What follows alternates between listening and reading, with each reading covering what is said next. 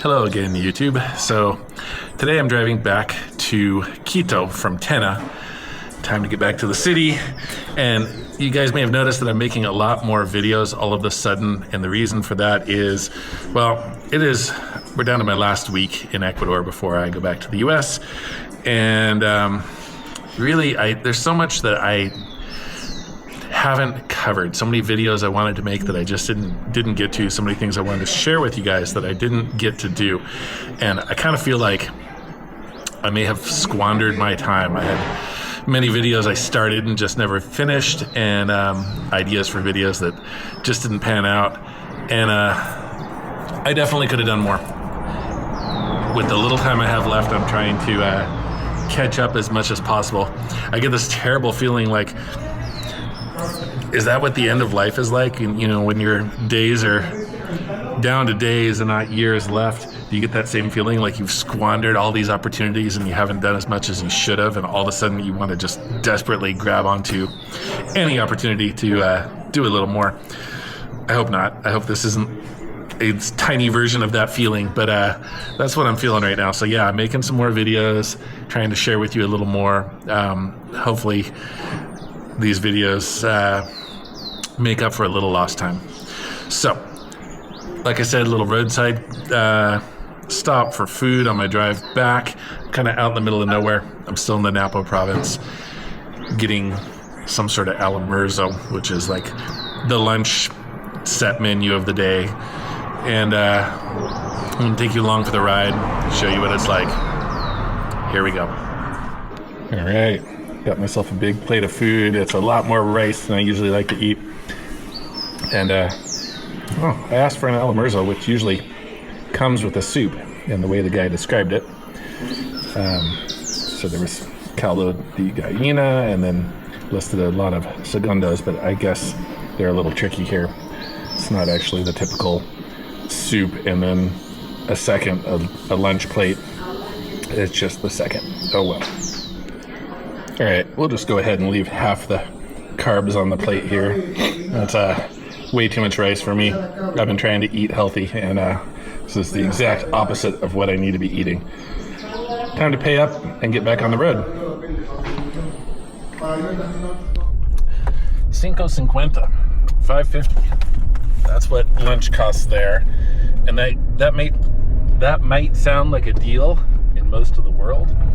But in Ecuador, especially considering that I asked for an almuerzo, which is usually the set menu of the day that is a decent price, a lower price than the other plates, that was a ripoff. Here we go.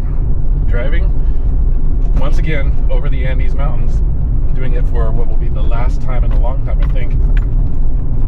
I suspect it's going to be at least a year before I'm back here again, and if that, as I said it before, if this job offer I've got in the U.S. turns out to be awesome, then it might be a lot longer. Like, I'll come back for little trips, visits, but this may be, I'm not going to say a permanent thing. It's not. I'm going to come back to Ecuador. I'm not too far away from retirement. I definitely, if things pan out, want to retire a little early, but I need to work for a few more years. I got a few more good years in me as an electrician out in the field, and I'm not ready to hang up the tools, and my family needs me to get back to work because life is expensive. Even in Ecuador, when you got kids that are ready to go to university, and when you're sending your kids to a private school and live in a fairly nice neighborhood, and just have a lot of people to take care of, life is still expensive. Not nearly as much as in the US, but it's still expensive.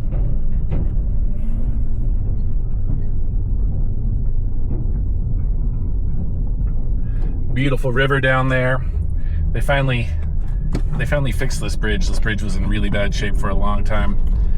All along the road, there's these little stands that sell like coconut water, coconut milk, fruit, sometimes pan de yuca, which is like a bread made from yuca flour that I love. It's one of the best things in the world. Ugh, I hit that bump a little hard. All right, I'm gonna get back back to focusing on driving rather than taking video. This is the turnoff from the main road to go to Loreto. And I'm not heading to Loreto, I'm just going to the gas station. You might have noticed that sculpture of the indigenous looking faces. So all over Ecuador, the different communities will have sculptures that kind of represent their town or community. And this is a very indigenous area.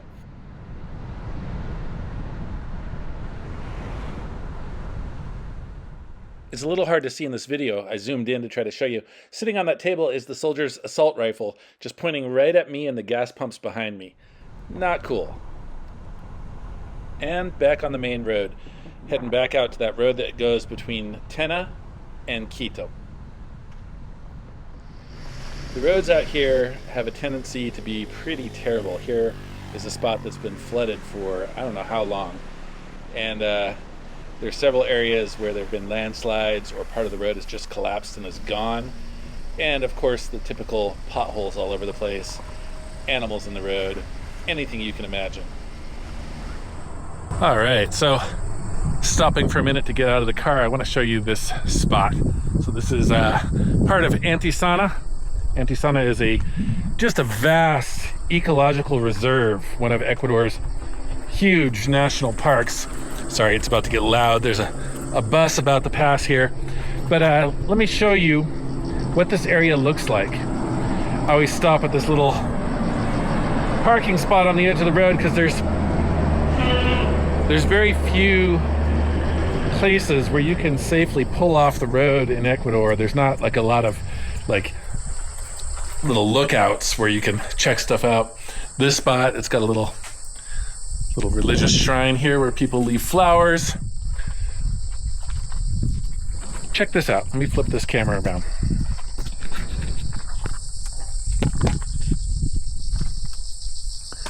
So this is still in the Amazon side of Ecuador. This is Upper Amazon. This is really where the Amazon jungle starts to rise up into the foothills of the Andes Mountains, where it starts to turn into cloud forest.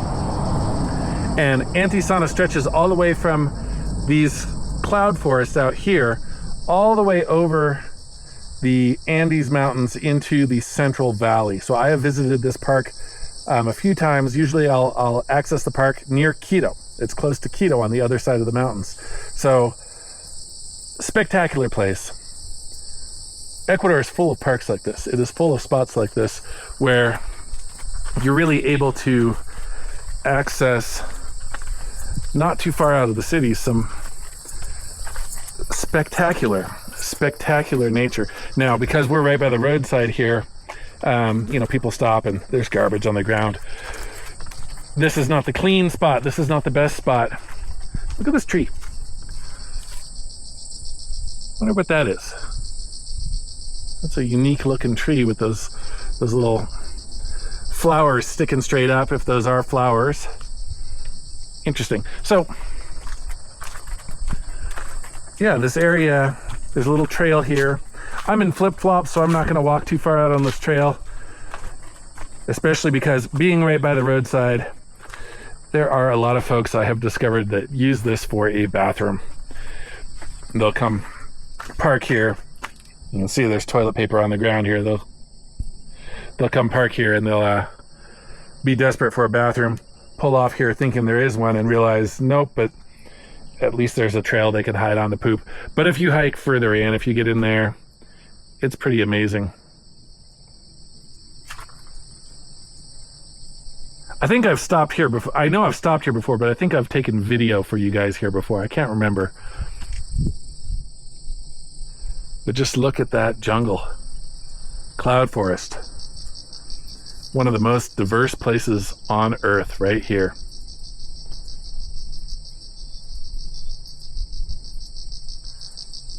All right, back to the drive. I am maybe a third of the drive back. It's about a 3.5 to 4 hour drive. It's usually a 4 hour drive the way I drive. I kind of took it slow over the mountains here.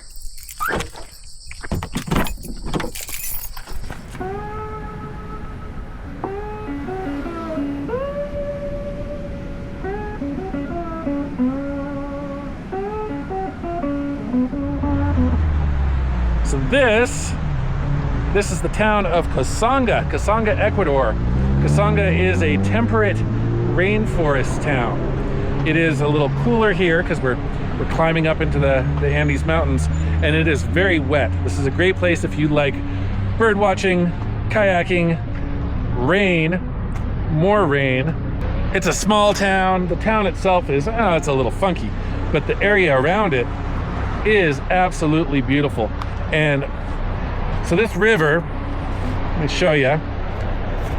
This river right here, it is really low right now, but I've seen there's like some big kayaking events on this river, especially when it's more in the rainy season and the river is raging. This water is cold. We're up high enough that we're getting some pretty cold water coming out of the mountains now. And yeah, this is a spot where I often stop and I get lunch here, though I've already eaten today. I'm not gonna.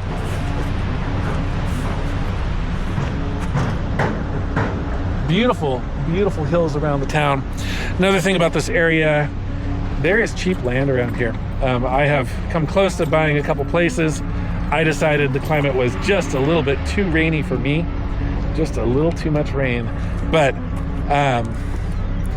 if you're looking for land, it's really good land around here. There's a lot of spots for trout farming, and there are a lot of like little cattle farms.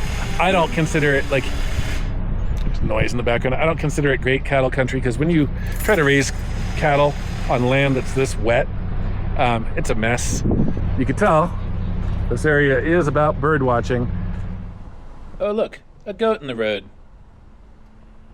I decided to pull over and just take a little bit of video for you guys of the mountains, the foothills in this area between Cosanga and Baeza, because it is a beautiful area and I wanted to catch it before the clouds rolled in and it got too foggy. One of the things that makes this drive between Tena and Quito, Ecuador extremely challenging is the potholes.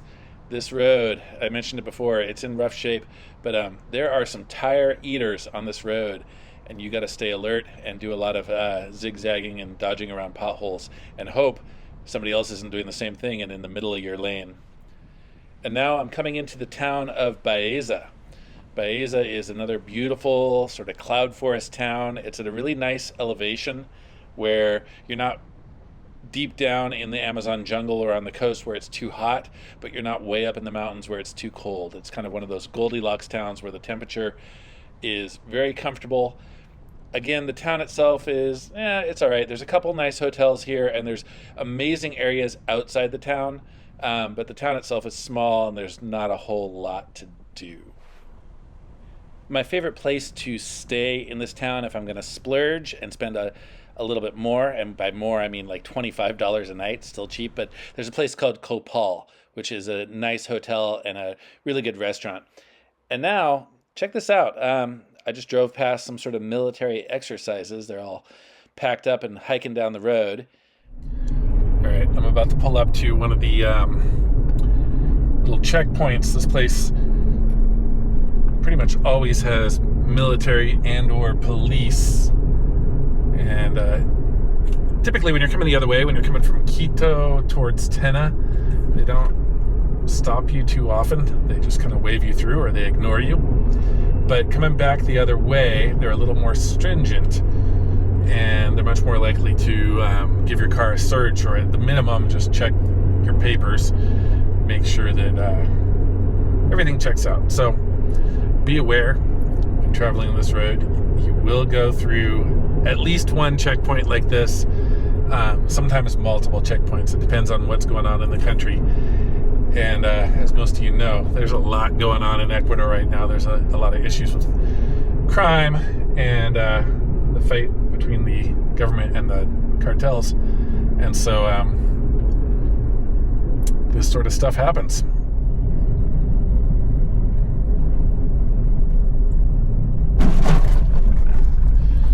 They just let me drive right through. All right.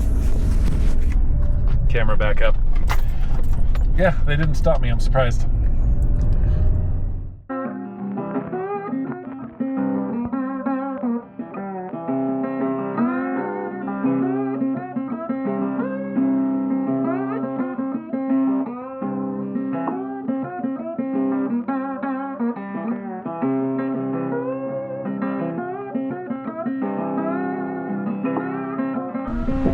And this little town is obviously all about the rock climbing. And the reason for that is, way out there, you see that that rock face? That's the rock. There's a bunch of routes bolted up that rock face. This is a very popular spot for rock climbing, located about 15-20 minutes from Papallacta, just east of Papallacta. It is between Papallacta and Baeza.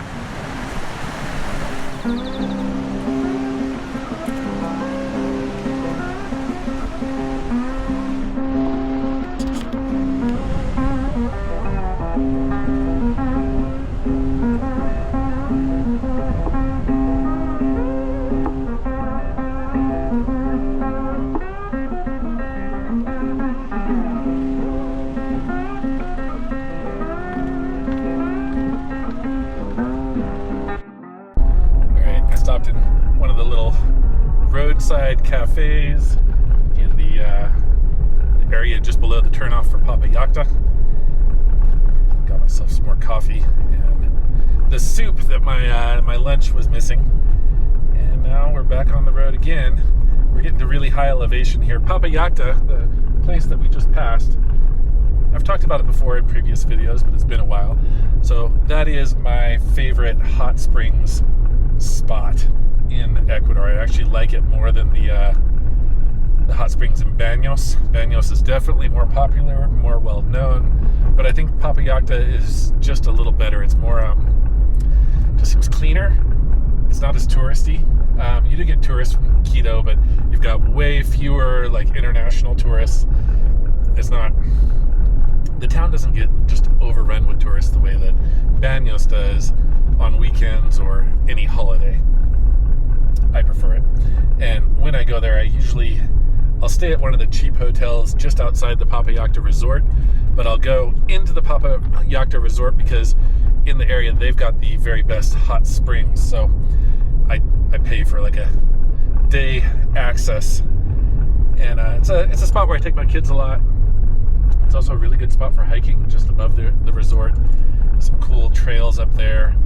And it's also, if you continue along the road past the Papallacta resort, you get to one of the entrances to Cocayambe National Park, which is another one of the awesome national parks out here that, similar to Antisana, covers a vast area and a lot of different climates, and is definitely worth checking out. All right, back to driving.